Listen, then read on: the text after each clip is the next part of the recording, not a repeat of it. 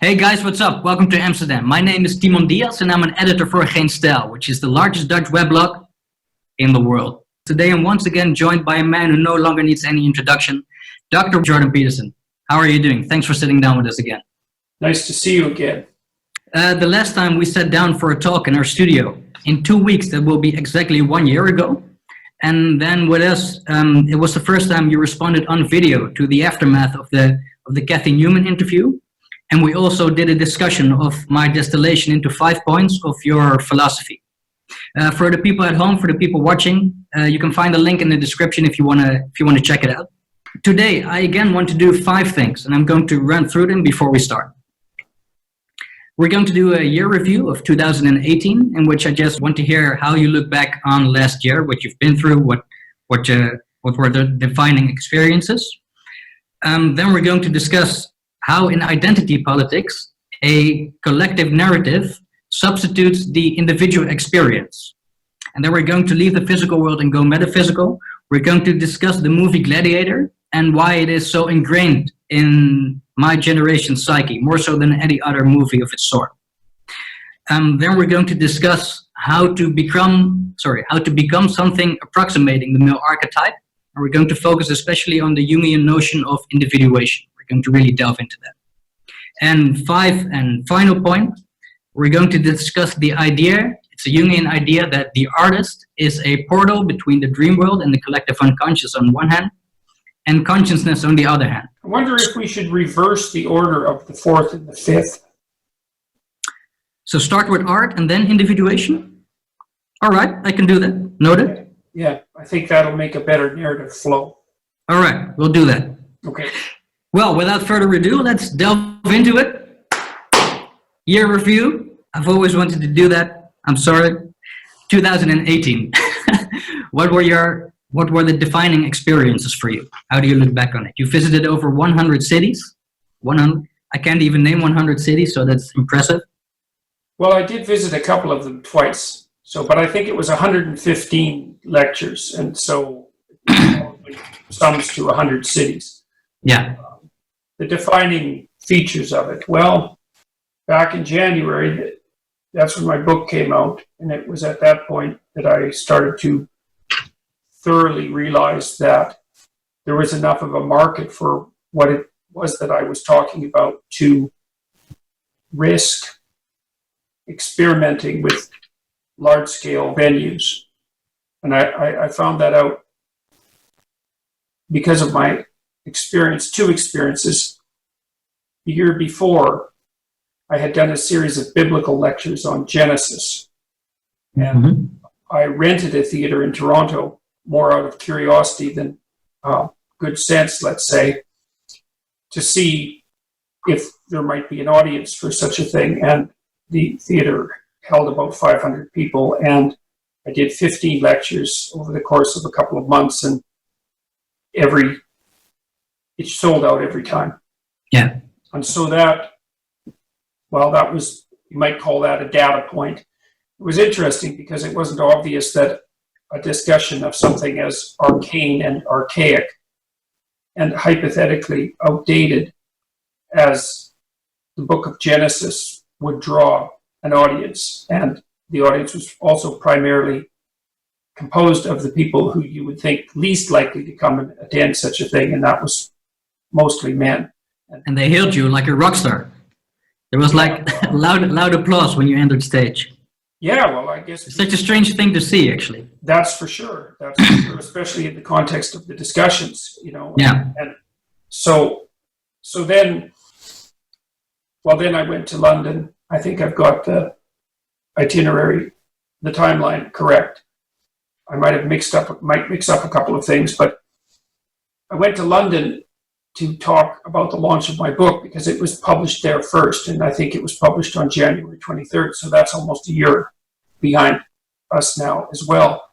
Yeah. And the publishers there wanted to arrange a public talk, and so they first rented a 300-seat auditorium theater, and it sold out instantly, and so they moved it to 1,000 seats, if I remember correctly, and then to a very large venue, the Apollo. I think that was in January, although as I said, I'm not exactly certain. That might have followed my,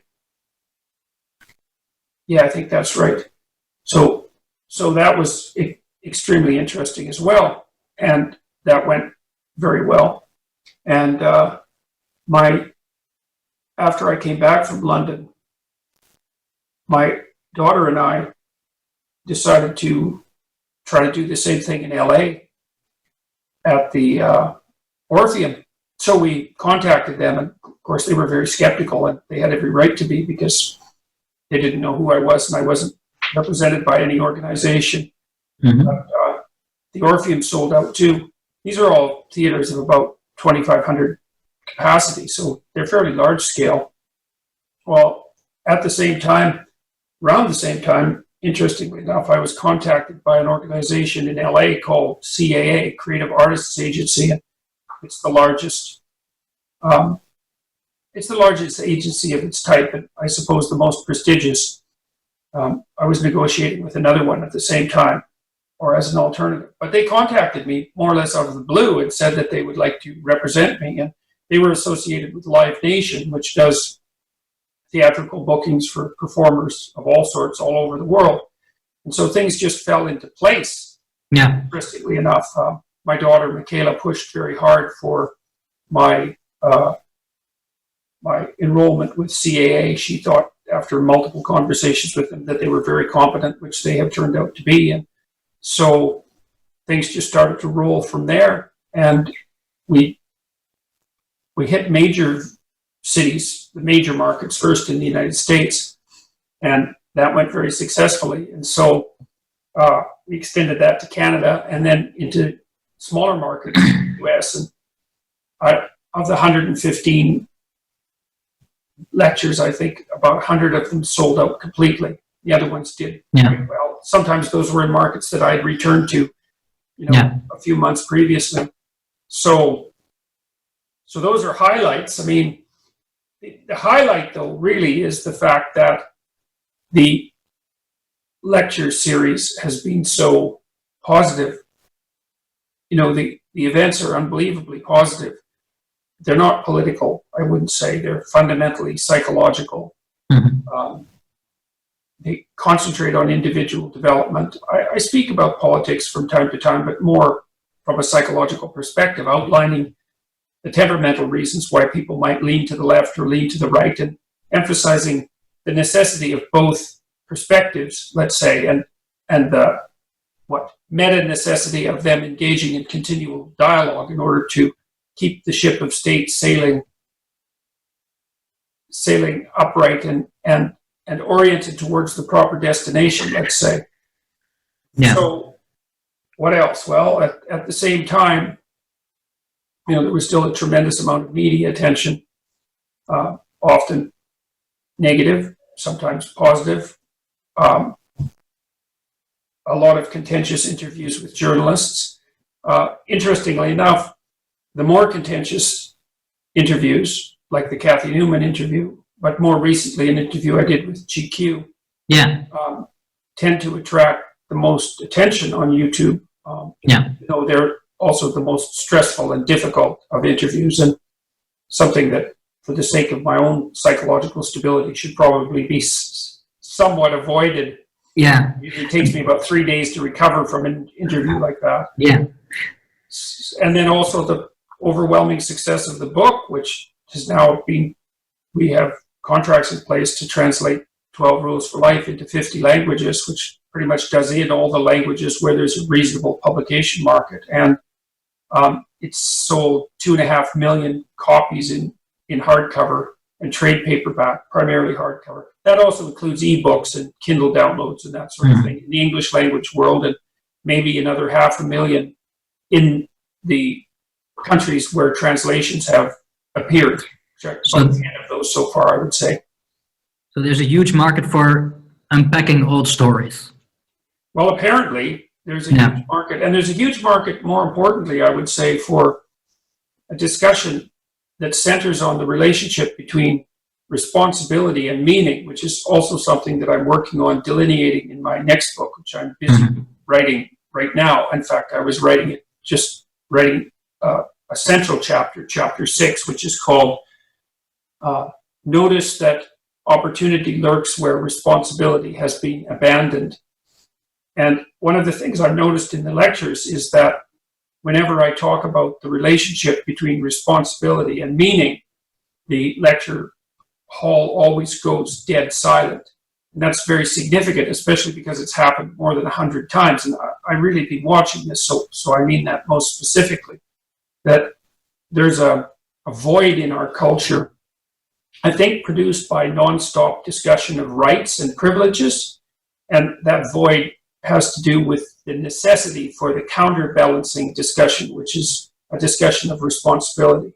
And see, the thing is that conservative people tend to market responsibility as duty, right? Sort of as should or should not, often should not, sometimes should. And that's perfectly reasonable because we have duties and they're necessary because we're social creatures and we have to engage in reciprocal interactions with others. But it still misses the point, a point which is also missed by people on the left who are always, I would say, clamoring about rights and who are anti-hierarchical in their fundamental orientation. Most of the sustaining meaning that people find in their lives is a consequence of them adopting responsibility. And that's something that's very much worth deeply considering. Do you think the audience goes silent because somehow it's encoded into their psyche that if they adopt responsibility, something good happens to them? Well, they know. Yeah, they definitely know, but they haven't heard it articulated sufficiently. You know, there's two things that people usually tell me when they come up to me, which is another thing that's happened a lot in the last year. Like I was just out yesterday, walked down to the gym with my wife, which is about 5 blocks away or so, and I was probably stopped by 15 people or so on the street in a 15-minute period of time, you know, and that happens pretty much wherever I go now. And I can imagine. Regardless of the country, which is also extremely interesting and a testament to the insane reach of, let's say, YouTube and podcasts,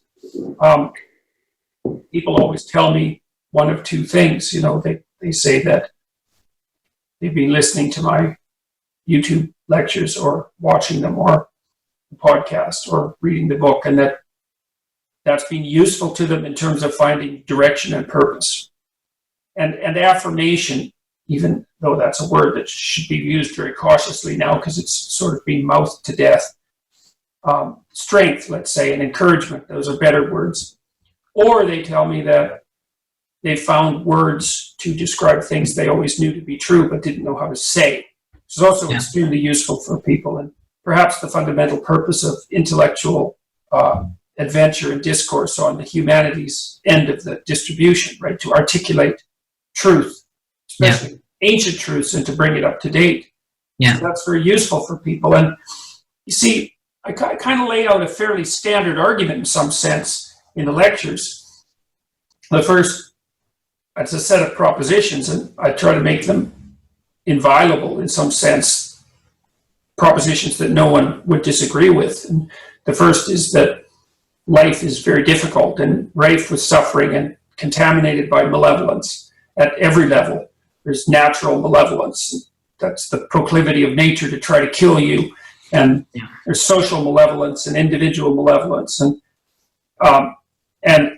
that worsens the essential tragedy of life. And so the fundamental truth, as the religious types have always had it, is that life is suffering. And the consequence of that is that you need a sustaining meaning to help you avoid bitterness. And then the question is, well, where is that sustaining meaning to be found, if it can be found at all? And the answer to that seems to be not in rights and privileges and impulsive freedom and instantaneous gratification, not in any of that, but in the adoption of responsibility for the appalling conditions of the world at all of those levels, and then the determination to do something about that. And I do believe that people, as soon as you tell people that, they understand it.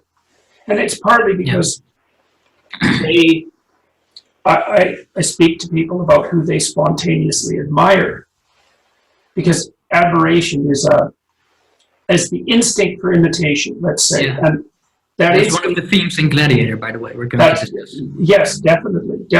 And well, it's one of the themes of leadership per se, right? Yeah. I mean, hypothetically, a leader is someone admirable, and someone admirable is someone that you follow, and to follow is to imitate, all of those things. And to imitate is to practice a mode of being so that you can undertake that mode of being autonomously.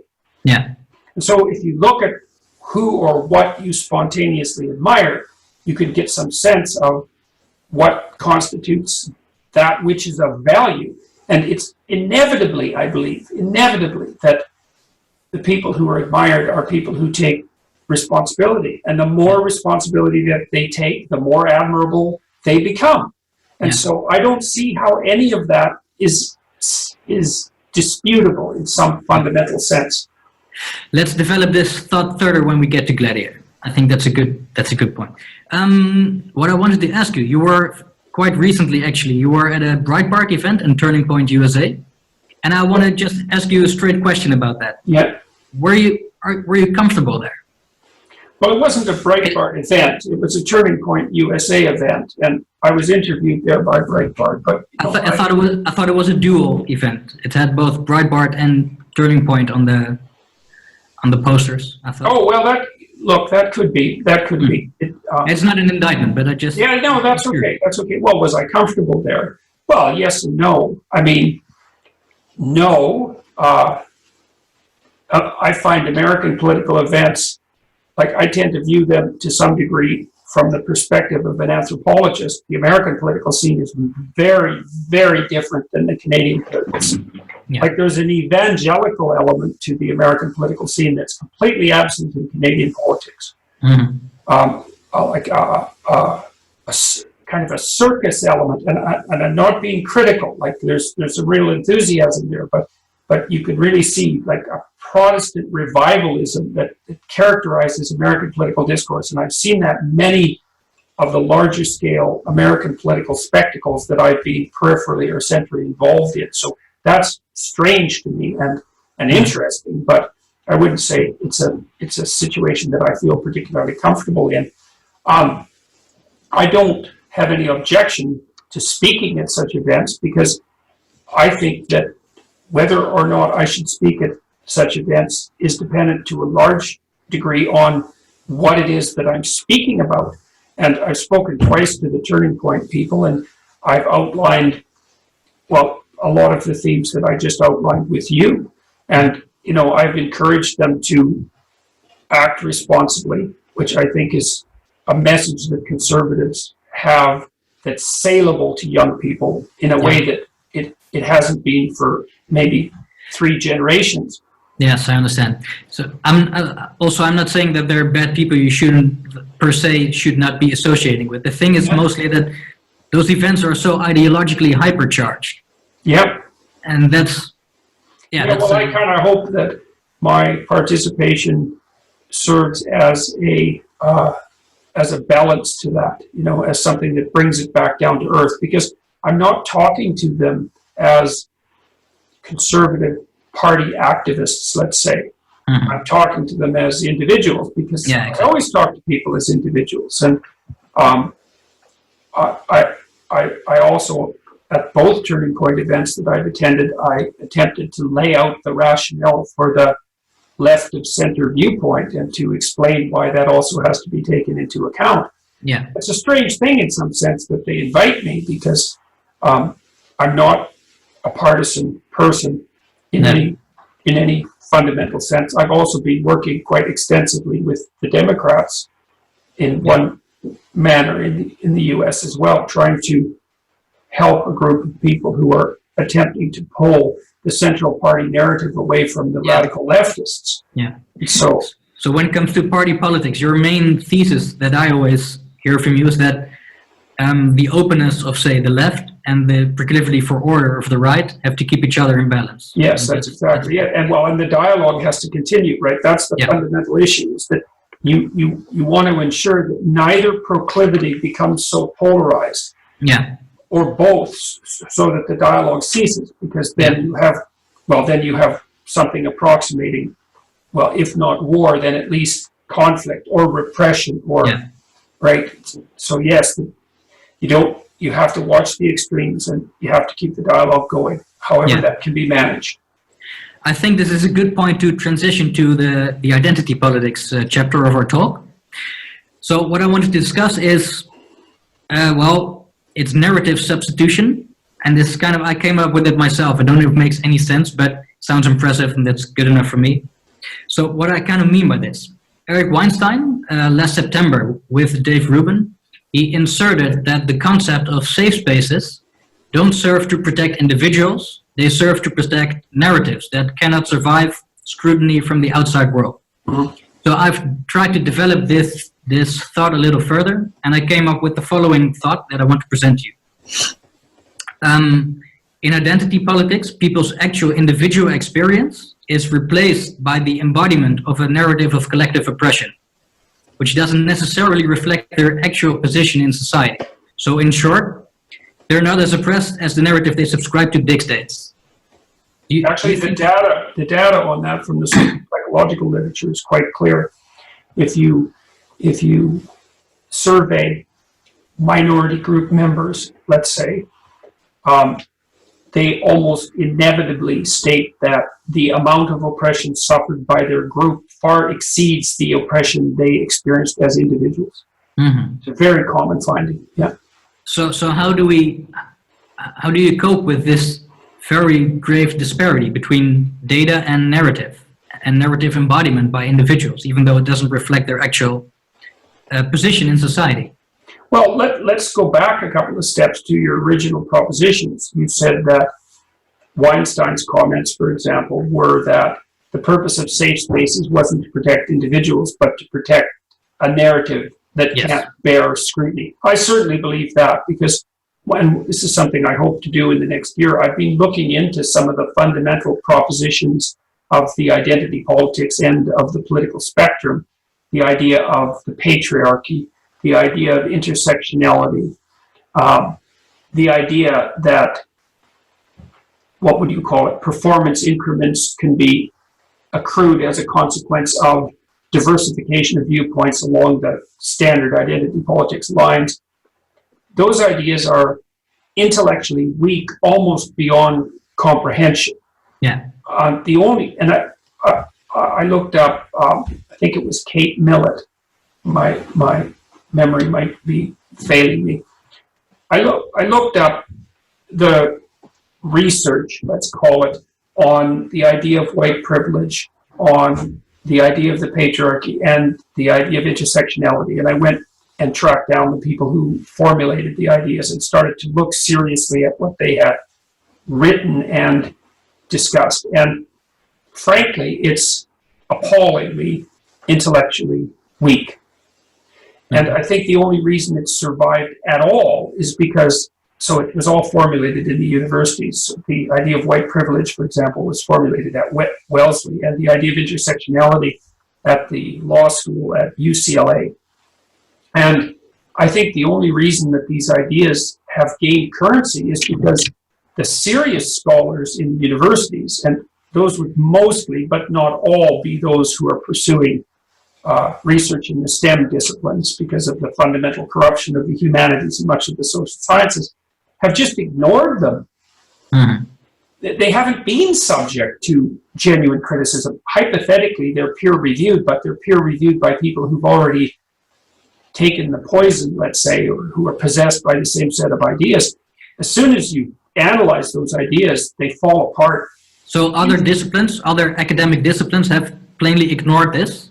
Yeah, well, and I think it's because they never thought that the ideas were worthy of criticism, right? Which is a real criticism. Your ideas aren't even worthy of criticism. We're going to ignore them.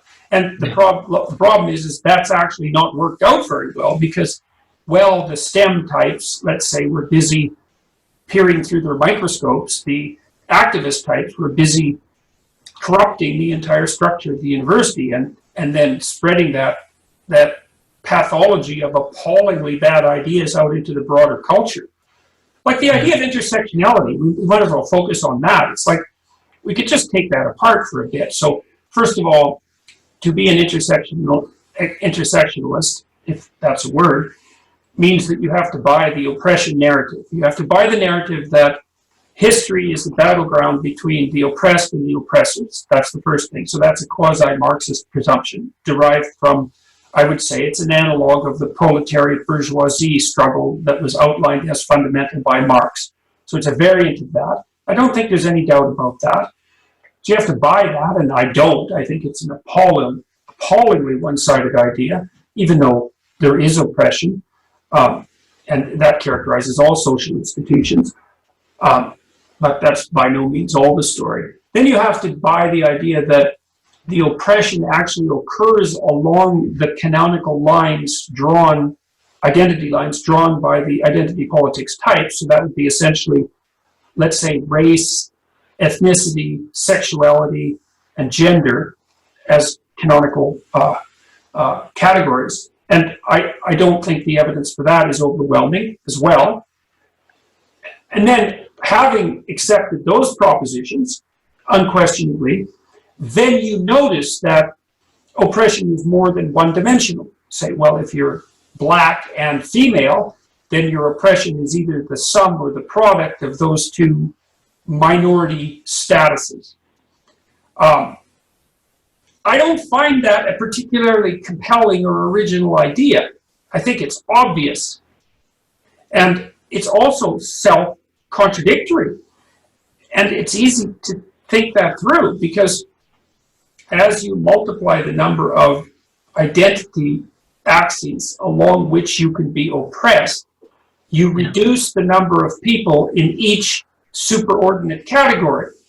And my suspicions are that you could figure this out arithmetically with a bit of work, approximately at least. Imagine that each person can be placed into 10 identity categories, which I don't think is unreasonable. Actually, the number of categories is limitless. Yeah. You end up with no groups. You end up right back to the individual. And so which is essentially what the West discovered, I would say, in some nascent form, some multiple thousands of years ago.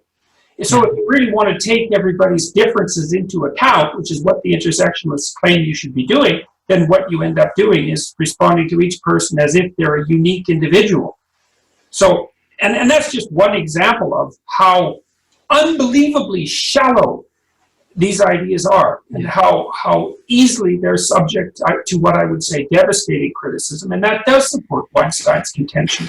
Yeah, but I do think that what is often overlooked, because it's so dominant in our the way our perception is shaped, what is often overlooked that actually very few people subscribe to identity politics.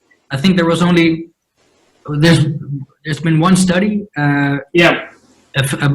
at around 8,000 people, and the conclusion was that only 8% actually subscribe to this narrative, and they're all in the institutions, media and education. Well, you can imagine, you can hypothesize that the political, if you consider political affiliation unidimensional, it's not clear that you should, you could make a normal distribution.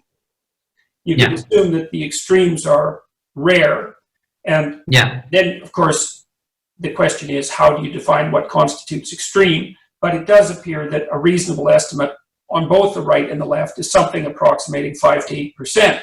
And in that same study, even the people who are identified as relatively extreme in relationship to their left-wing identity politics position, about 40% of them also agreed with the idea that political correctness had gone too far. Yeah. So this identity narrative is basically, it has consolidated its position in the universities and in media. Yeah, and I would say in human resources departments in large corporations as well. And I wouldn't underestimate the danger of that. That's the new fifth column inside the capitalist system itself, welcomed by the capitalists who want to have it both ways. Well, you have to give the identitarians their due credit, because if their doctrine is indeed as intellectually weak as it appears to us, they've accomplished quite a lot with it. Yes, well, continual subsidies for 40 years hasn't hurt. You know, what they've managed to do is blur the distinction between education and indoctrination. And it's easy to blur that distinction because you would hope that to some degree what people you learn in university can be transposed into action. Yeah. Now, and so drawing a distinction between education and indoctrination is a very difficult thing. But it still needs to be done. I've recommended to politicians in Canada and the US, mostly in Canada so far, that they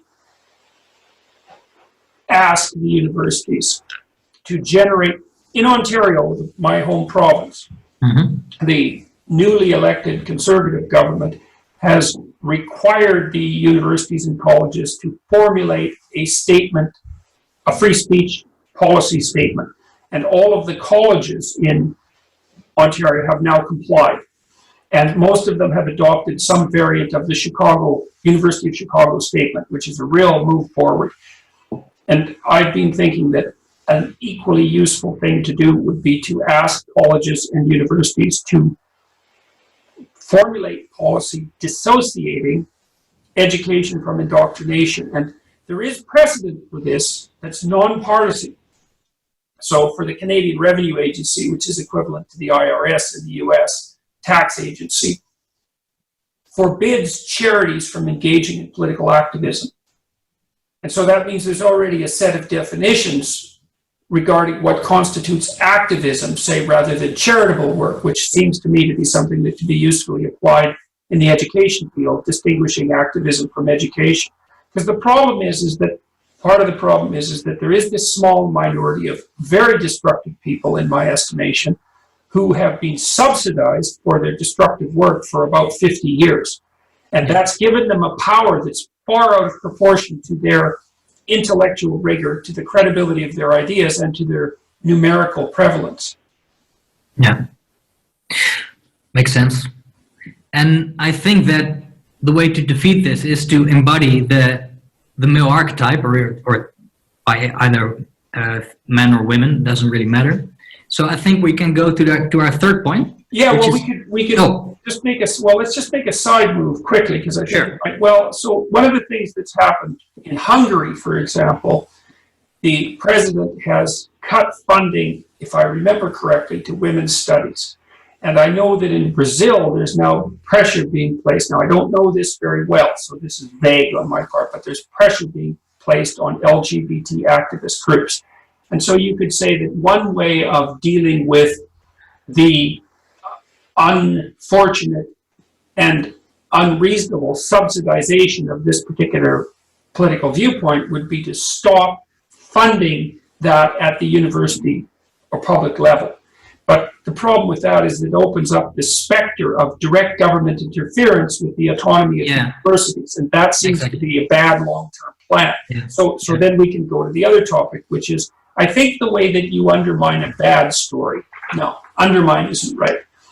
I think the way that you engage in proper discourse in relationship to a weak set of ideological presuppositions is by formulating and communicating a better story.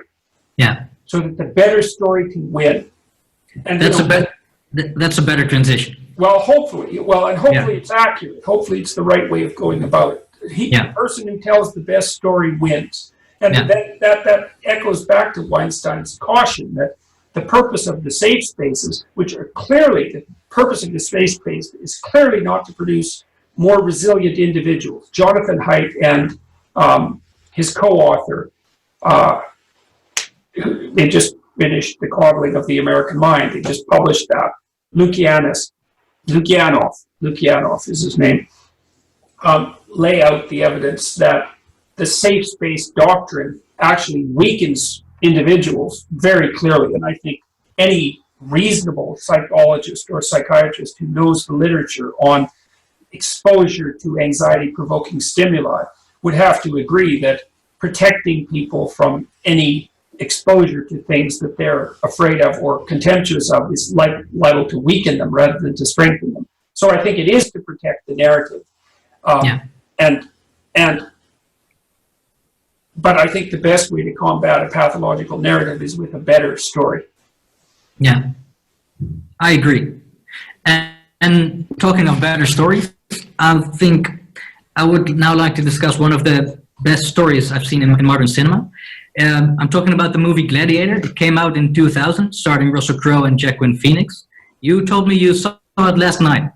Yeah, I hadn't watched it before, so I knew we were going to talk about it. So I thought. Yeah, I was very surprised by that. I was very surprised by that. I don't know how I avoided it.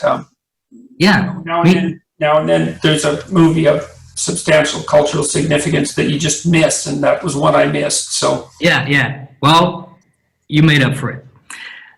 So Gladiator. I think this movie is ingrained in the psyche of my generation more so than any other like epic movie of its sort. So there's other characters. There's Aragorn from Lord of the Rings. There's Hector from Troy. There's William Wallace from Braveheart. There's Spartacus. There's Leonidas from 300. All these characters are the same archetypal figures, but somehow only Maximus Decimus Meridius really sticks through the years. And I've put some thought into this, and I have some ideas about why particularly this character and this movie sticks. I want to present to you 3 points that culminate in what I think is the implicit central thesis that runs throughout the movie. So I'm going to list now the 3 points and then the central thesis.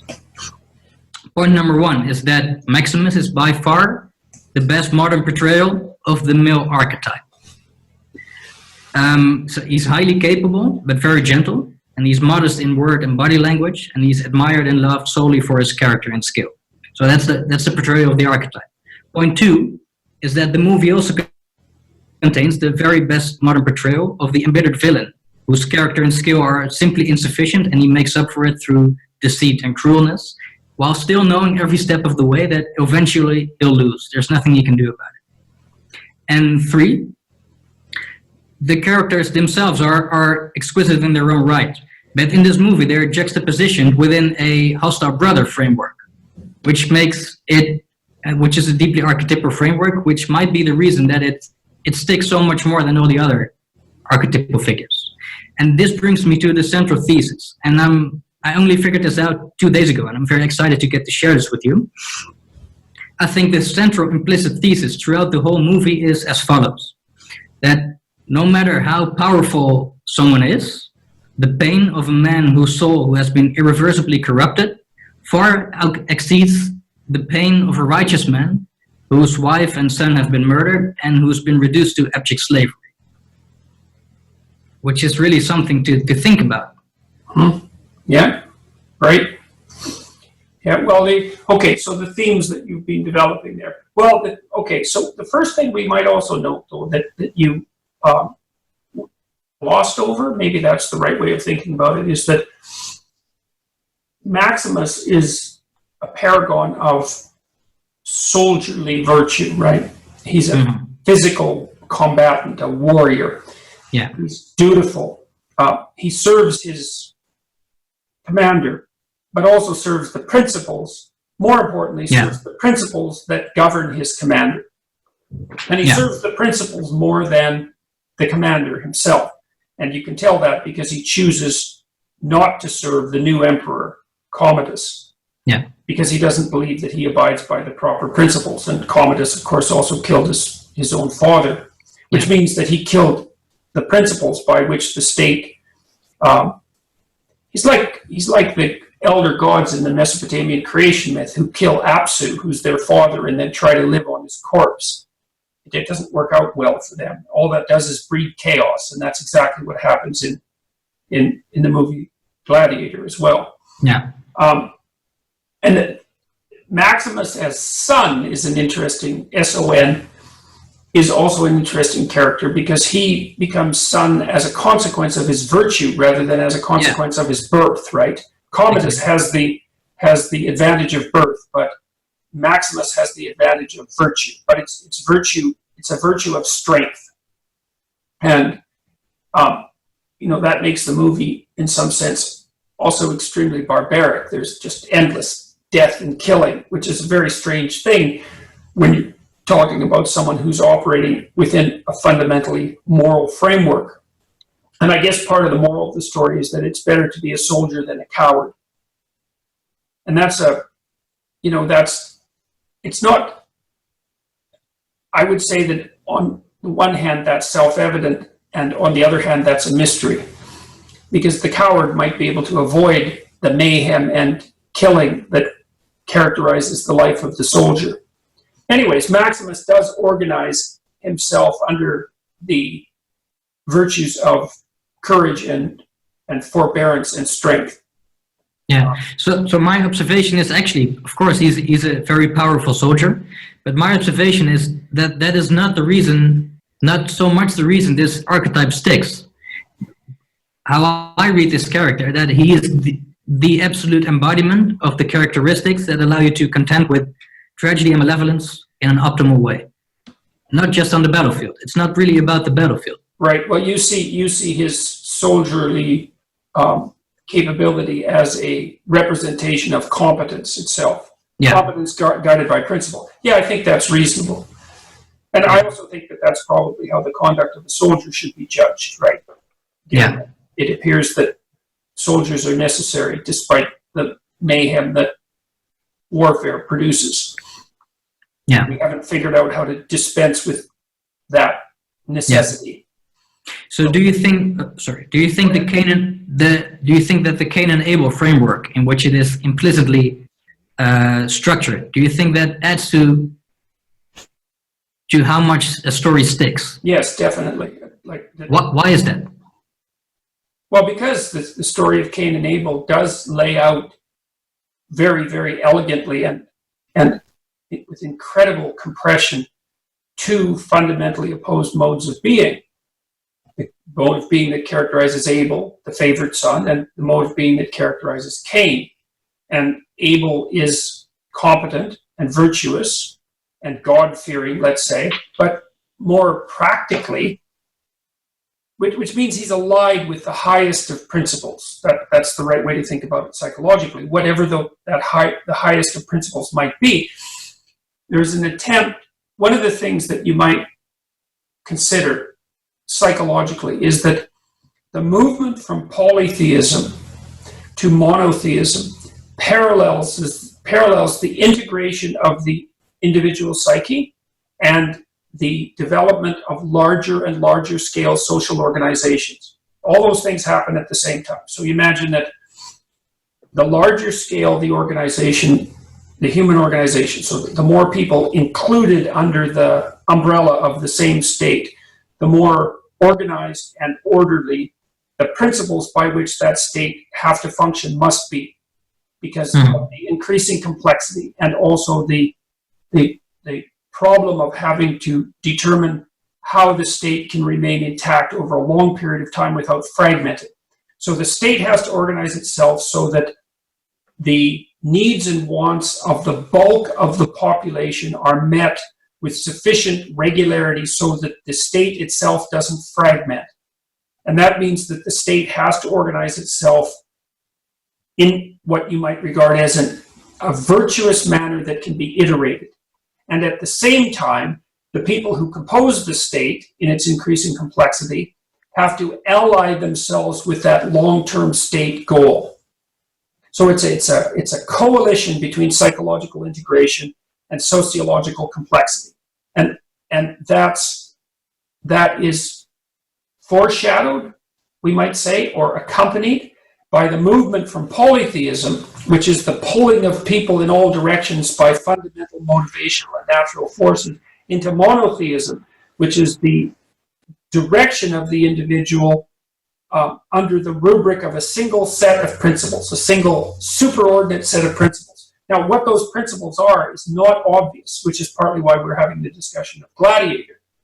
So I can give you an example of this. So, for example, in the Old Testament, you see the articulation of the guiding principles emerge in its most fully formed manner with the commandments of Moses.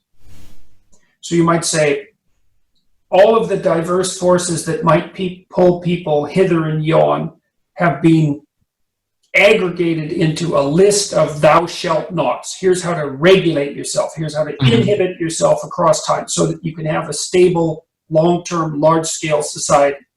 But then there's a mystery that emerges in the New Testament, which is, it emerges, for example, when Christ is asked by the scribes and Pharisees, which is the greatest of the commandments? And Christ actually performs a very intelligent sleight of hand, and he says, well, you have to love God with all your heart and all your soul, and you have to love your brother as if he's yourself, love your neighbor as if he's yourself. On those two propositions rest all the commandments and the law. There's an attempt to integrate even the commandments into something that's a higher order principle, and that higher order principle actually manifests itself in Judeo-Christian society as the logos, whatever that is. And it's something like truthful communication devoted towards the highest good. And the embodiment of that becomes the fundamental principle. And in Gladiator, you see movement towards that embodiment, right? Because Maximus is an organized and disciplined person who's governed by principle. The question is, and the question is posed throughout the movie, well, what is Rome? Right? That's asked 4 or 5 times. It's asked by Marcus Aurelius because he feels that a lot of what he's done is a failure. It's asked by Commodus, and it's asked by the sister, whose name escapes me at the moment. Lucilla. What is Rome? It's what? I think it's Lucilla. Okay. And they all ask, well, what is Rome? And she comes the closest. She says it's a great idea. But it's not. It's an animating principle. And the question is, what is the animating principle? Now, whatever it is, Maximus embodies it far more than Commodus.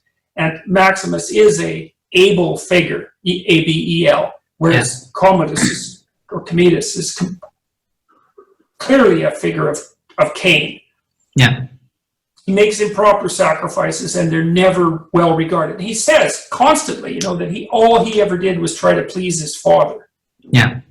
Well, his sacrifices went unappreciated, and that's what made him bitter and resentful and murderous and doomed to a catastrophic death, and a figure of great evil and a tyrant and all of that. So yes, it's got a fundamentally archetypal structure. Yeah. So this is like a compressed version of the thesis. Who do you think suffers more in this story? Is it Commodus or Maximus? Well, it's the same question that Solzhenitsyn posed in the Gulag Archipelago to some degree. It's like, do you want to lose your life? What's worse, to put your life at risk, let's say, or to put everything you love at risk, or to lose your conscience? And Solzhenitsyn's conclusion was that there's no suffering greater than that which accompanies loss of conscience. That's hell. There's something very, very profound about that, because one of the things, I've just been writing about this, interestingly enough. It was the prophet Elijah who first seems to have, it's in the story of the prophet Elijah, as far as I can tell, where there's the first intimation that God might speak to human beings, not as the external force of natural power, storms, fire, wind, winter, earthquakes, all the overwhelming natural forces that human beings were subject to, or maybe even not as internal forces that would more characterize some of the other polytheistic gods, like lust or rage or terror, but as the voice of conscience itself, which is described in 1 Kings, contains the story of Elijah, as the still small voice. That's the first time that phrase emerges. And so it's the idea that there's a psychological factor, conscience itself, that calls to you, that has a dialogue with you, even more importantly, because conscience doesn't tell you what to do. It hints at what you shouldn't do, right? And it isn't a deterministic force. It's not like when your conscience grips you, you're forced to act in a manner that's in accordance with your conscience. You can choose to violate it.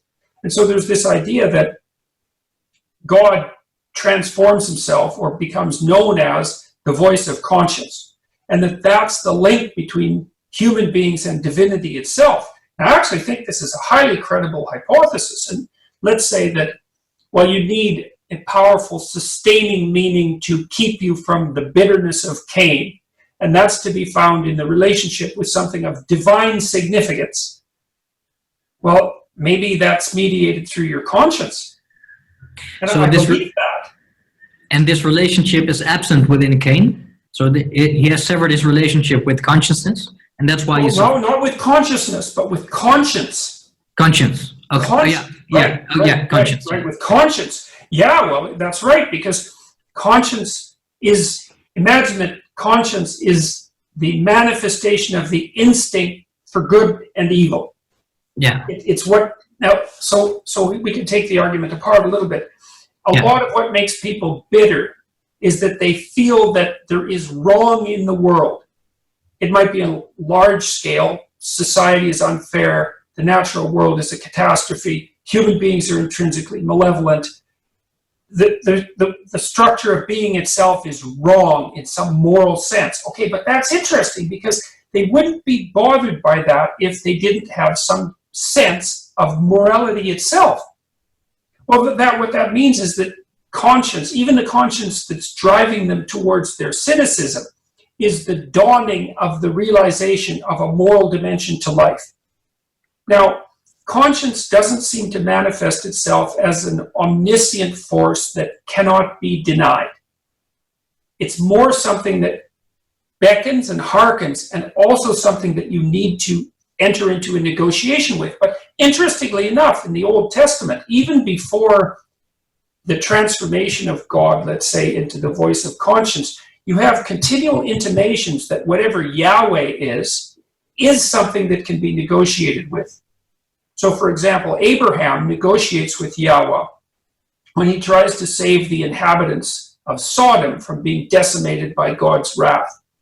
He bargains. He says, well, if I can find 50 good men, will you spare the city? And God says, yes. He says, well, if I can find 20, if I can find 10, if I can find a single good man. And God, strangely enough, despite his omniscience, agrees to this bargain.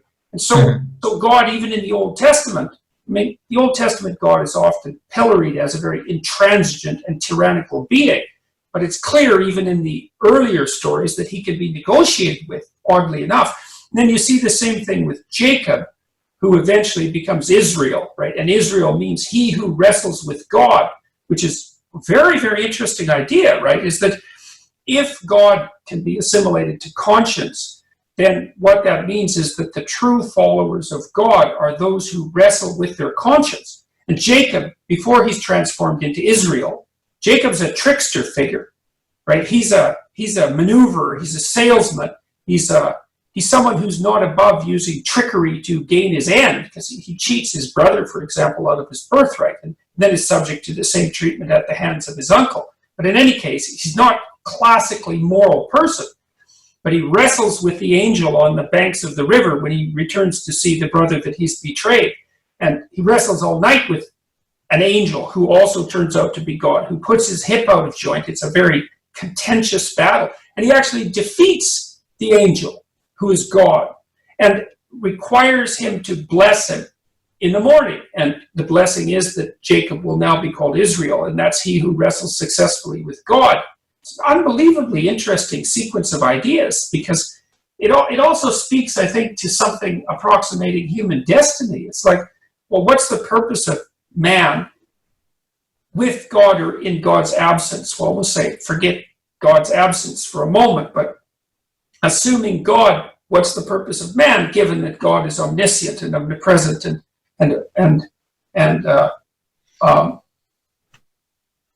omnipotent? What's the purpose of man? And it looks like the fundamental idea that's emerging as monotheism emerges in the West is that God and man enter into a partnership to co-create the world. It's something like that, and that you do that under the guidance of your conscience. So the destiny of man would be to transcend in dialogue with God, symbolically speaking. Yes, and to overcome suffering to the degree that that can be managed, and to overcome malevolence to the degree that that can be managed, and to do that in dialogue with God. That's the idea that emerges. That's the great monotheistic idea. And the thing that it's sort of a continuation, let's say, of the argument I was making with laying out with you before about responsibility and meaning. It's like, well, let's assume that you find meaning in responsibility and that you need a meaning that will sustain you through suffering and malevolence. It's like, well, where's that to be found? Well, let's say it's to be found in hearkening to the clarion call of conscience. It could easily, I can't see how that's wrong. Maybe if you can also reverse engineer it, that if you take Commodus as a test case, that when you sever the relationship between the individual and conscience, then suffering is maximized. Well, look, he suffers terribly because he's isolated from everyone. But the thing he suffers most from is the fact that he's alienated from his father, right? And that torments him terribly. And that's actually why he hates Maximus so much, which is also a retelling of the Cain and Abel story, is because Maximus, for all the terrible things that's happened to him, he's never severed from the father. Yeah. And that's the thing Commodus cannot tolerate. And I do think that his suffering exceeds that of Maximus. Yeah. Partly because it's so pointless. But to me, it's such a striking and interesting idea that to be corrupt entails more suffering than to be the victim of corruption. If you're a righteous victim. Right. It feels so profound and not that intuitively true, because Maximus he loses everything. His wife and son are murdered. He's a slave.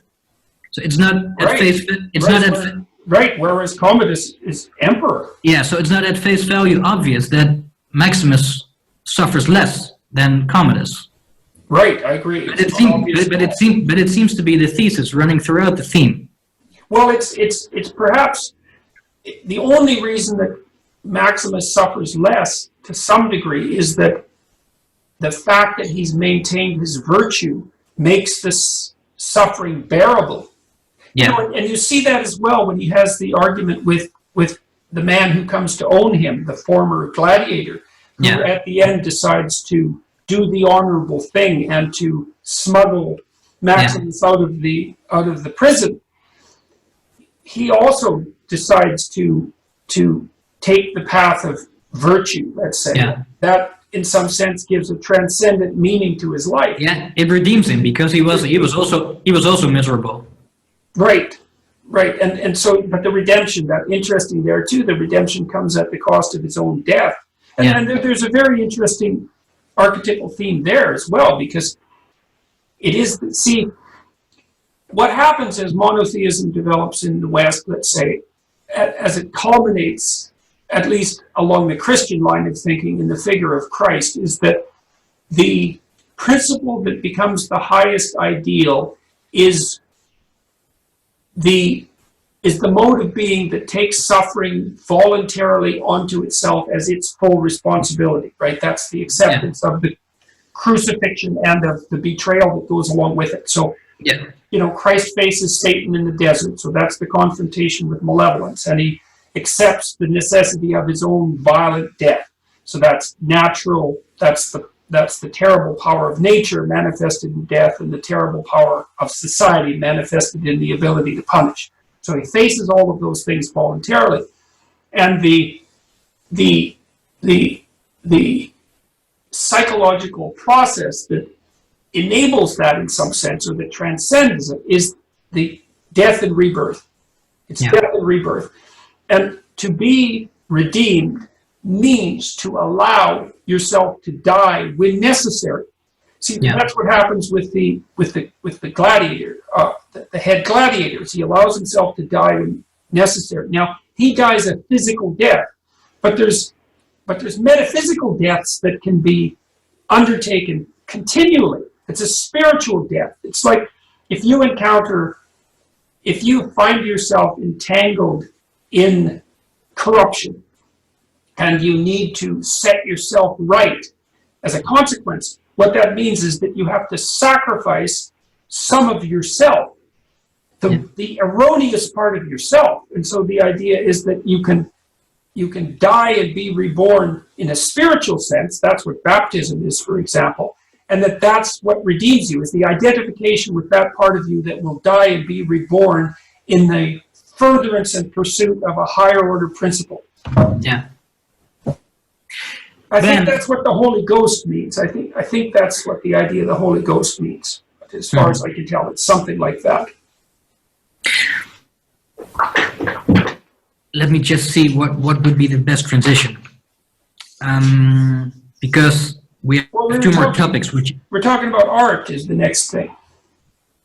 Yeah, you wanted to reverse the last two. So we still have individuation and art. Let's start with art. Look, I mean, I was looking, for example, at a painting last night, which was Raphael's Transfiguration of Christ.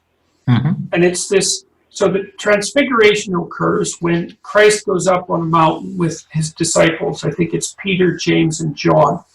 And on the mountain, he meets Moses, so bearer of the Mosaic law, and he meets Elijah. And Elijah is the prophet who encounters the still small voice. And he's transfigured. His face shines. His clothing is lightened to an unbearable sun-like whiteness. And it's too much for the disciples to tolerate, to see all this.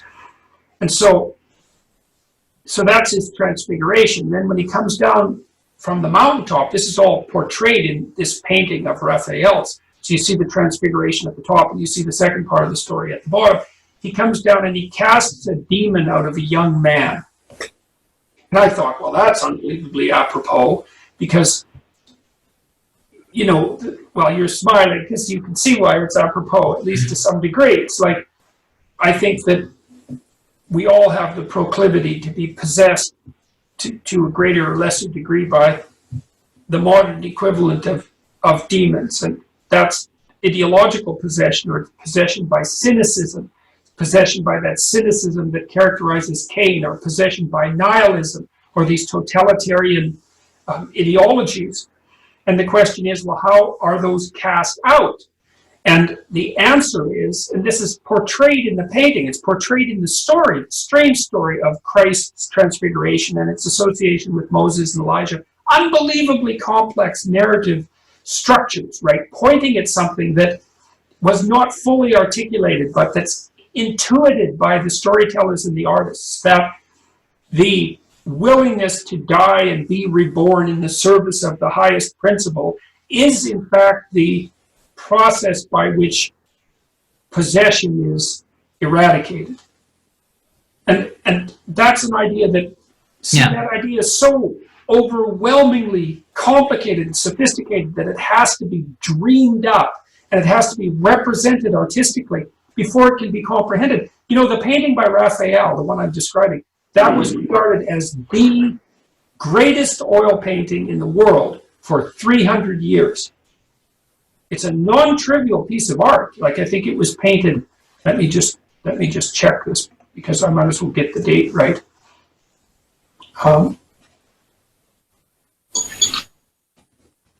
It's a Renaissance painting.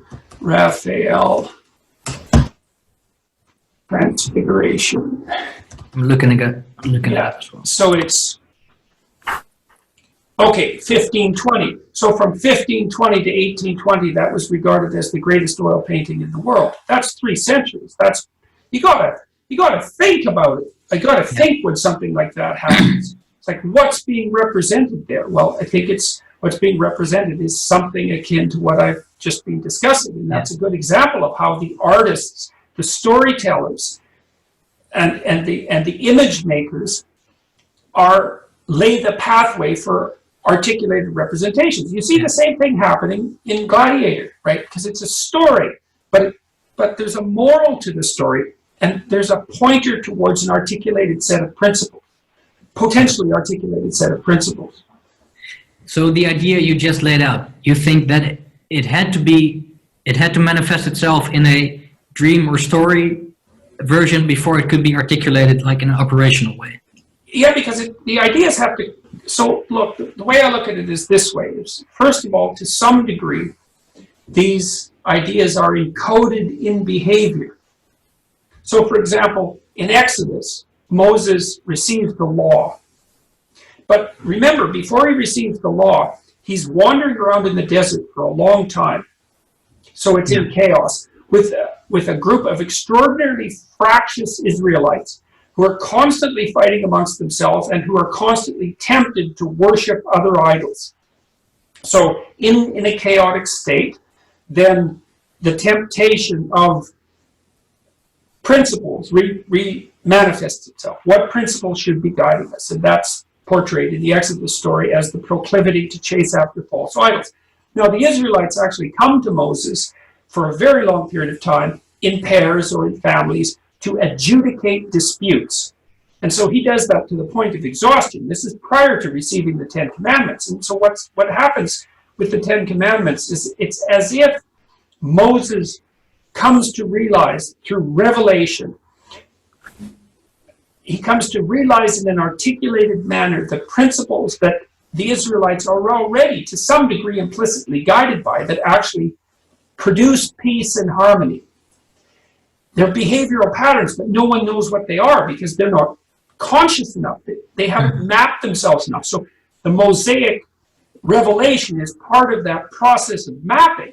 And the mapping itself is represented in the story of Moses.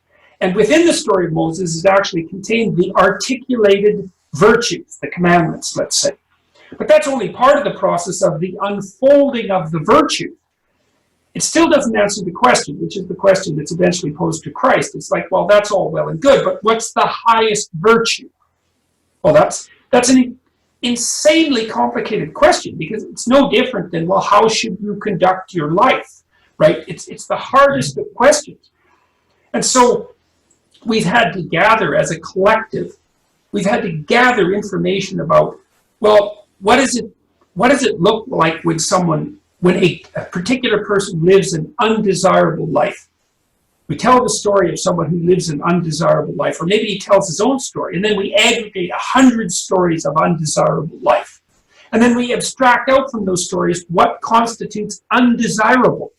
And so that's like a picture of Cain, right? It's a portrait of Cain. And we do the same thing on the other side. We listen to people who've lived triumphantly, and we aggregate their stories and we synthesize them. We say, well, then we extract from that a portrait of Abel, and that's a precursor. Like the successful and the unsuccessful are precursors to Abel and Cain, and Abel and Cain are precursors to the divine figures, the quasi-divine figures, or the divine figures of Christ and Satan, right? It's an abstract process of continual abstraction, and that's all done through, at least to begin with, through ritual and narrative and art. It's so complicated, it can't be done any other way. So first it's acted out, then it enters the domain of ritual, art, and narratives. Yes. Then it becomes operational, like an operational. Right, and then those things loop, right? Because once you get the image, once you get the image and the ritual and the drama, then those modes of communication start to alter behavior. Yeah. So it's like, well, that's why we're having this discussion. We're talking about Gladiator. We're talking about a movie that's an artistic representation. And we're discussing it to articulate principles, and we're also articulating those principles so that in principle our behavior can be altered.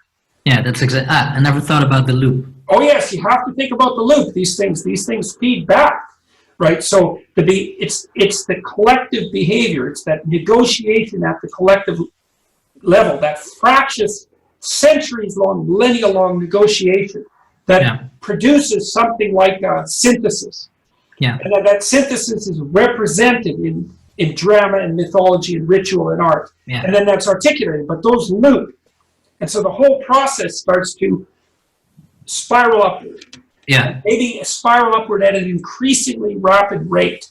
Yeah. So what I was always wondering is that if these archetypal patterns that lead to the most favorable life are already known for such a long time, why does every generation seem to have to invent them anew? Oh, there's known and known. Like one of the things that Plato, that Socrates insisted on was that all learning was remembering. Okay, so let's say that when you're born, you have a proclivity to manifest a number of patterns, and you certainly do. You can manifest the patterns of rage and and fear and hunger and thirst, and like, but then also imagine, okay, so it's something like this. As this looping process has occurred, the people who are more likely to manifest the pattern that is being pointed to are more practically likely to live and to successfully propagate. So there's an evolutionary element that kicks in, right? Yeah. So if the society values something, and the degree to which you manifest that value is proportionate to your success, and your success is proportionate to your reproductive fitness, then over time, the proclivity for that sort of ethical behavior will become coded in some sense in your genetic structure. You're being selected for that. Yeah. And so then you might say, well, that exists. This is what the archetype is in some sense. It exists as the possibility of being gripped by a particular kind of vision. Now, there might be enough diversity in the ideal so that you can't emerge from the womb, let's say, fully Christian. You know what I mean? To put it that way. Yeah, I understand. But that doesn't mean that there won't be something that beckons to you as a consequence of observing the manifestation of a kind of ideal. And that it does beckon to you, because otherwise you wouldn't be gripped by the damn stories. Yeah. But here's the rub too. It can't be hard-coded exactly. So look, here's something interesting about Christianity. It was actually posed as an interesting question in the musical Jesus Christ Superstar. Near the end, the actor who played Judas asks Christ after he's dead. There's a scene where everyone's singing and dancing. It's a strange sort of quasi-disco scene, and Judas asks why Christ had to come to earth at such a strange time and in such an isolated place. Because he appears as a carpenter in a backwoods region, 2,000 years ago. Why then? Why there? And the answer is, the divine principle has to manifest itself constantly within the confines of an individual life, with all of the peculiarities and idiosyncrasies and limitations of that individual life. And so part of the reason that the ideal beckons is because you can't just be born as Christ, because what Christ represents, let's say this overarching ideal, is actually the union of the divine with the particulars of your time and place. And so because you're particularized, then you have to determine how to manifest the archetype in your conditions, in your specific conditions. And that's partly associated with that dialogue with your conscience. So there's an archetypal mode of being that's supposedly ideal, and you have to integrate it with your surroundings. That's what needs to happen every generation. It has to be that's right. It has to be manifest in the particulars of your time and place. Yeah. And that's the individuation process. Yeah. That's exactly what it is, because Jung regarded the self, like Jung regarded Christ as a symbol of the self. He actually reversed the spiritual and the psychological. Yeah. Right, or the theological and the psychological. He thought he was thinking about the cosmic Christ and for Jung, the self was the totality of individual being. It was everything that you were right now, everything that you were in the past, but also everything that you could possibly become across your set of potential futures. There's one paragraph from Jung that I'm going to send to you in the chat right now. And I would like to ask you if you could read it out. It's not that long, because I think that illustrates exactly what you're talking about. I'm sending you a link. Oh. If you click on it, it's an image. And you probably know it. When a summit is reached, when the bud unfolds, and from the lesser the greater emerges, then, as Nietzsche says, one becomes two, And the greater figure, which one always was, but which remained invisible, appears to the lesser personality with the force of a revelation. Yes, and that's the manifestation of the self. That's right. What that is an intimation of who you could be. Yeah. And it's also an intimation of what you're associated with that might guide you to what you could be. So it would, you might say it's a revelation of your own possibility, but it's a revelation of your possibility in relationship to something that's infinite and transcendent. Yeah. That's the, and I would also say that is also very commonly manifested by a transformation in the relationship with conscience. Because when something like this happens, sometimes this happens to people, for example, in hallucinatory or psychedelic experiences, right? They start to take their conscience seriously. See, Jung believed, at least to some degree, that what guided your interest, and that would include your conscience, was a manifestation of the totality of the self in the restricted domain of the present. Mm-hmm. Okay, so that's okay. Okay, which one always was, but which remained invisible, right? That's the Heavenly Father. That would be the Marcus Aurelius principle that manifests itself in Maximus, and that Commodus resists, mm-hmm. right? And which Marcus Aurelius also made himself subordinate to, at least to some degree, right? That's the one which always was, but which remained invisible. Yeah. He who is truly and hopelessly little will always drag the revelation of the greater down to the level of his littleness, and will never understand that the day of judgment for his littleness has dawned. But the man who is inwardly great will know that the long-expected friend of his soul, the immortal one, has now really come to lead captivity captive.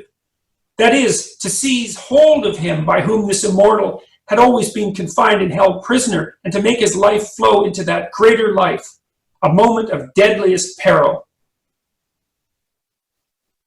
Nietzsche's prophetic vision of the tightrope walker reveals the awful danger that lies in having a tightrope walking attitude towards an event to which St. Paul gave the most exalted name he could find. Yeah, that's quite the densely packed paragraph. Yeah. That one. For the viewers, it's from the Archetypes and the Collective Unconscious, right. Page 121. Right, and that's volume 1, right? Because volume 2 is Ion, which is even a more frightening book. So yes, because the peril that Jung talks about there is the peril of psychosis, at least in part, inflation, because the manifestation of that second figure, let's say, the self, it's a deadly temptation as well, because once you see that there's a relationship between you and the transcendent, let's say, and you start to take that seriously, then you can become inflated by that sense of prophetic duty, let's say, and that's a very dangerous temptation. Yeah, he actually writes this like 20 pages further. He says, for the great psychic danger, which always is always connected with individuation, lies in the identification of ego consciousness with the self. This produces inflation, which threatens consciousness with dissolution. Yes, and he wrote a great essay called Relations Between the Ego and the Unconscious, which is completely incomprehensible unless you know the background that we're discussing, where he warned very carefully that you have to stay in the proper relationship to the self, right? If the self overtakes the ego, then that's a descent into like manic religious insanity. Yeah. It's something that balance has to be struck, where there's a relationship with the transcendent, but there's also still the grounding in the particulars of here and now. You see this idea echoed, interestingly enough, in the superhero mythology that dominated the adolescent imagination in the 20th century. Every superhero, so you imagine a superhero is like a partial manifestation of the redemptive archetype. Mm-hmm. Every superhero has to have an alter ego. And the alter ego, well, for Superman, it's Clark Kent, mild-mannered reporter. And for Spider-Man, it's, high school, troubled high school quasi-nerd. But what's so interesting about those stories is that they understand that without the alter ego, there's no superhero. That both of those have to exist at the same time. The limitations and the transcendence of the limitations have to both be there. That terrible paradoxical juxtaposition. Yeah. And so because the character can't exist without that tension. And I think that motif wouldn't recur continually unless there was something to it that was narratively precise and accurate. There's something in this paragraph that I want to tie together with our previous talk, because Jung talks about the end stage of individuation as a coming together with the immortal. He calls it the immortal. Yeah. Now Joseph Campbell does exactly the same. He says the Christ in you doesn't die. The Christ in you survives death and resurrects. And you said in our last talk, when you closed your, you elaborated on the death of Socrates and how he died in truth and honor. And then you said that part of the spirit doesn't die. So there is this theme of these people are somehow connected with something that is immortal and eternal. Could that be understood simply as they have established a relation with an archetypal mode of being that is eternal and that continues to exist beyond them and before them, but they've established a relationship with that? Is that what he means by the immortal? Well, that's what's meant. That's right. It's the eternal pattern. It's the eternal music. Exactly. It's like you're dancing to the eternal music. And the music goes on even if you depart the scene. Yeah, exactly. Now there's a Christian insistence, though, that I also wouldn't overlook, which is that also characterizes the finite, right? That's the promise of the resurrection, that the resurrection of the body, is that the Christians insist that that transcendent factor exists, and that's the Christ, that's the Word that's there at the beginning of time and at the end of time as the judge in Revelation. Right, this transcendent logos that's eternal, but that's no more valuable in some sense than the particularized creature that's subject to apparent permanent death. And it's very difficult for modern people to grant the idea of the bodily resurrection any credence, and it's not something of which anyone can speak, I believe, with any degree of, what would you say it, non-arrogant authority, something like that. But by the same token, the world is a very strange place, and it isn't obvious to me that I've learned to be very cautious in casually dismissing deep and ancient ideas regardless of their strangeness. Mm-hmm. And I do think that, the thing that's so interesting about that Christian insistence is that it valorizes the particular. That's unbelievably important, because you could say, well, if it's merely a matter of the eternal, then the particular doesn't matter. But then if the particular doesn't matter, you end up with that kind of nihilistic Buddhism, the suffering that characterizes, or even in the proclivity for Christianity to degenerate into the forms that Nietzsche criticized, which is, well, when you chase everything out into an eternal beyond, it justifies everything terrible that's happening on earth as trivial and insignificant, and relieves you of your moral responsibility for addressing it. You can't, at the very minimum, the idea that the body is resurrected is a valorization of the value of the particular here and now and of the body, and an emphasis on the fact that has divine value as well and needs to be attended to and cared for properly. At minimum, it's that. Yeah, that's profound. There's one thing on the Jung paragraph I want to reflect on. It's when he says that individuation could be a moment of deadliest peril, and then he refers to the tightrope walker from Zarathustra. What I think this means is that it can be so, the danger can be so grave when you embark on individuation, because it almost by definition means that that the lesser you, the lesser part of your soul, the lesser soul, has to die. Yeah. And I think I've been there in my own life, and that requires violence, and recovery is by no means guaranteed. Right. That's exactly. Well, that's why that motif. That's the motif of going into the abyss to rescue your father. Like, it's an abyss. There's no guarantee that you'll emerge from it. No. Like it's genuine peril. Now,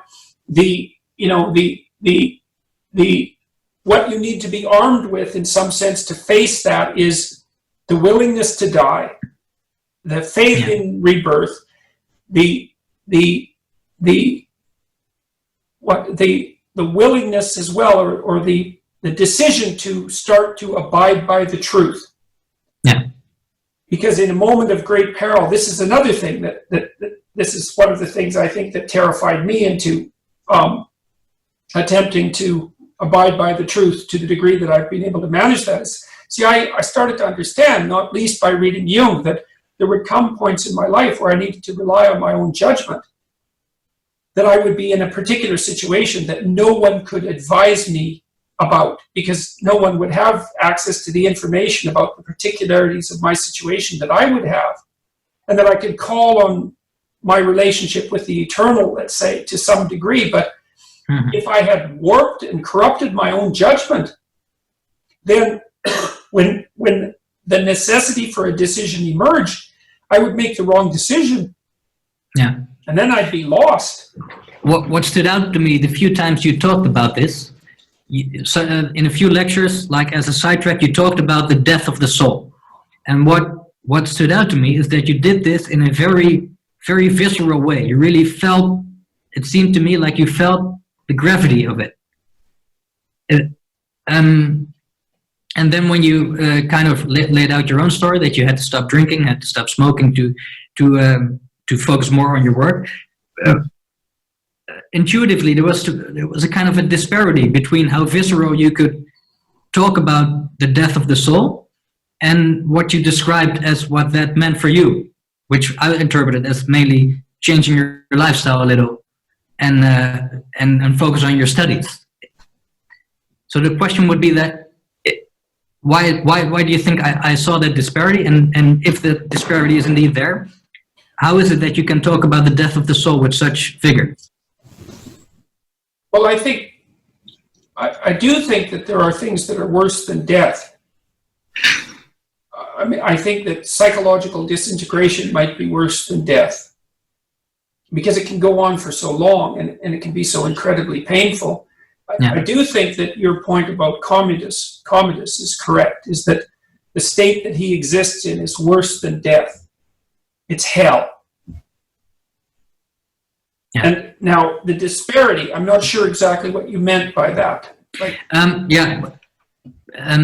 what I meant was is that you talk with such vigor and in such a visceral way about the death of the soul, and then when you talked about letting parts of yourself die, you said it was stop drinking, and stop smoking. Well, it was irresponsibility, I would say, at least to some degree. It was the letting go of that, because I had to make a choice between something approximating gratifying immediate pleasure seeking and a hypersocial way of being, that wasn't sustainable in many ways for obvious reasons, and doing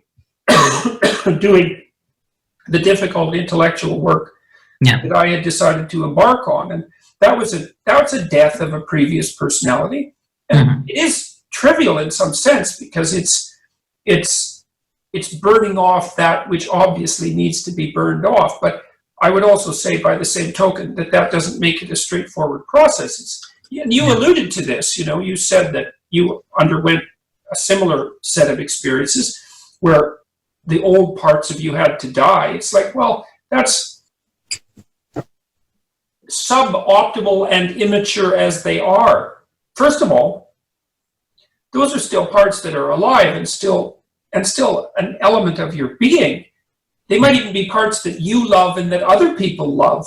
Yeah. And there's certainly things that you're familiar with. They're modes of being that you're familiar with. It's a major sacrifice to let elements of your personality go. It's also a proper sacrifice. It was not an indictment on your part. No, it was just No, I understand that. Good. See, the problem with the identity politics types, as far as I'm concerned, is that their proclivity is always to sacrifice someone else, the oppressor. And it's always externalized, the oppressor. But in the individuation process, you're the oppressor. You are the oppressor. Mm-hmm. And it's much, and this is also the problem. This is something I really came to understand when I was writing the foreword for the new version of Solzhenitsyn's Gulag Archipelago.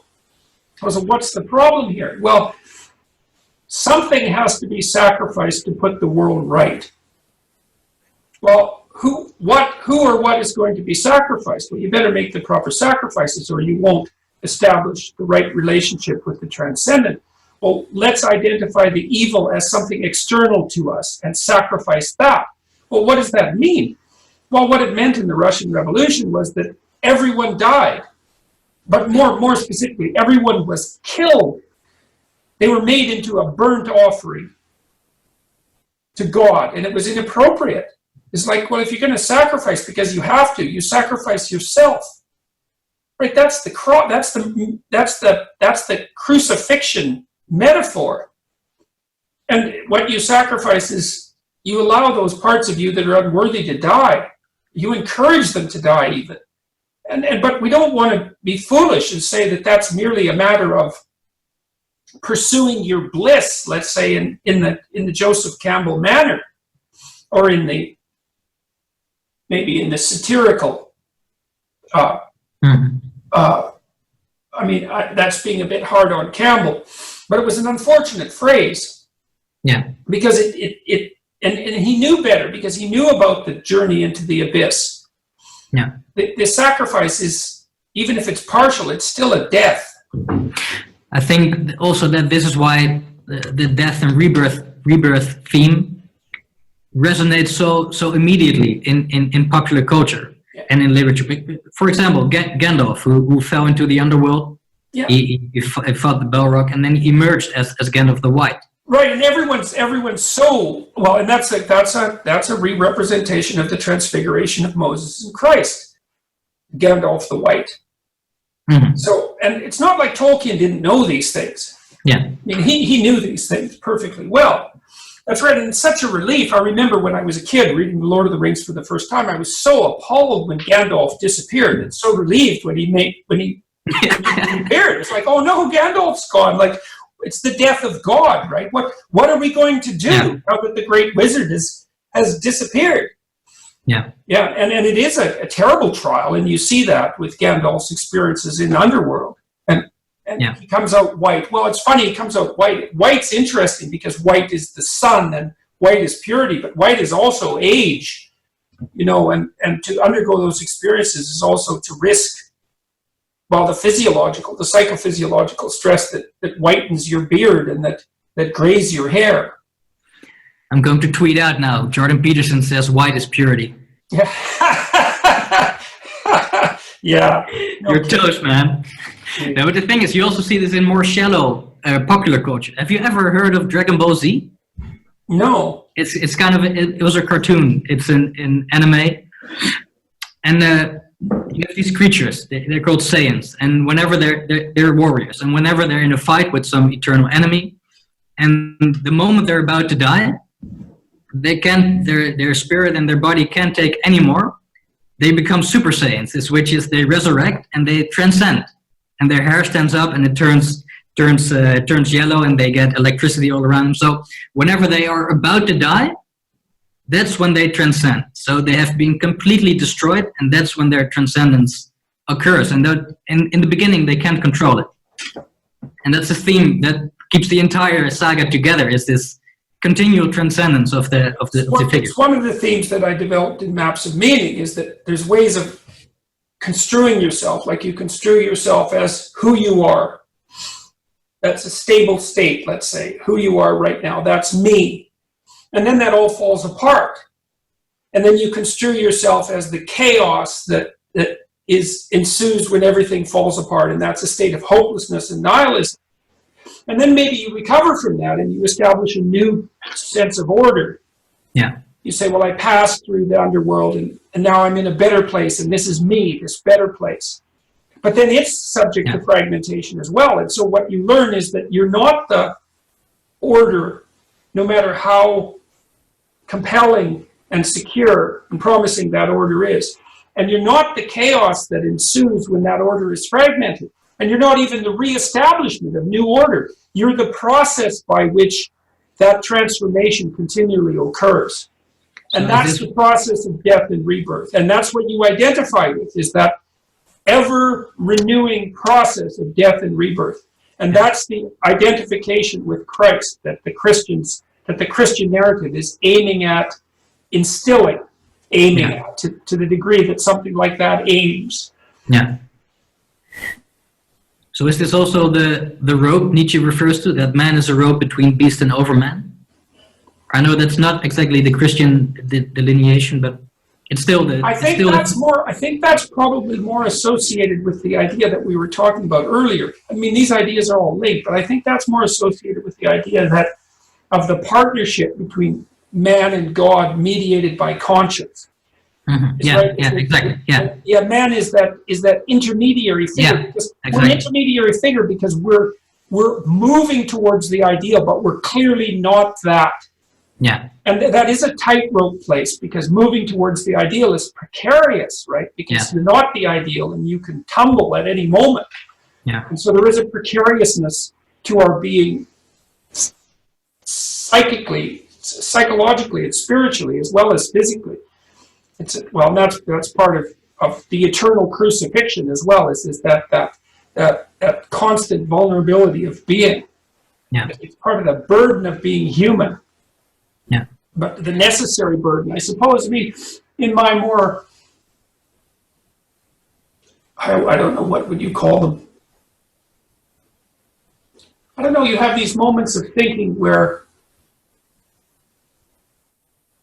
they're more metaphysical. In my more metaphysical moments, I suppose, then I do see that God and man are engaged in a partnership to bring about the kingdom of God on earth, something like that, that there's something about that story that's exactly right, that we should be struggling uphill with our burdens towards the highest possible ideal, and that there's something about that that's true, or at least it's more true than anything else we can conceive of. Yeah. And so that's the great adventure of life. That's what you want to be called to. And I think you are called to that by your conscience. Yeah. I think we've talked for about 90 minutes now. I think this that's a very good time to end. Yeah, this is a great note to close off on.